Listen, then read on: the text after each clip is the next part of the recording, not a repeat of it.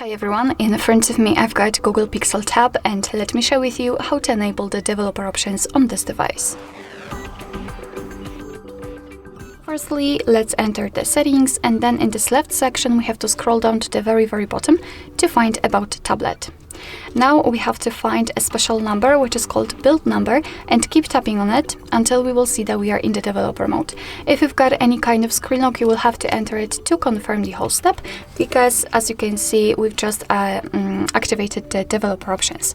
So in order to get to them we have to enter the settings, which are right above the About Tablet, and here let's scroll down. As you can see, we've got the developer options, and here after entering you can manage a lot of advanced settings which you can customize just like you want to. So for example, you can show view updates, you can manage the animation, so the transition, the window animation scale, you can manage the surface updates, you can show them. We've got the visual feedback for tabs. Here we've got some options which are connected with overall to the networking, because we've got the Wi-Fi, we've got the Bluetooth, USB, etc. So a lot of options to customize. And if you want to turn on the option, just tap on the switcher, and as you can see it will be immediately activated into plate.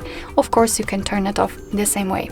If you've got the options without the switcher, so like here in this window animation scale, just tap on it to open more options to choose from. If you're done with customization of developer options, you can of course turn them off totally just by using this switcher on this kind of greenish color.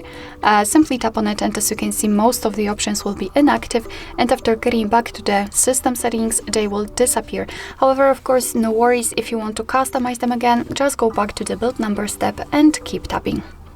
Alright, so that will be all. Thank you so much for watching. I hope that this video was helpful, and if it was, please hit the subscribe button and leave the thumbs up.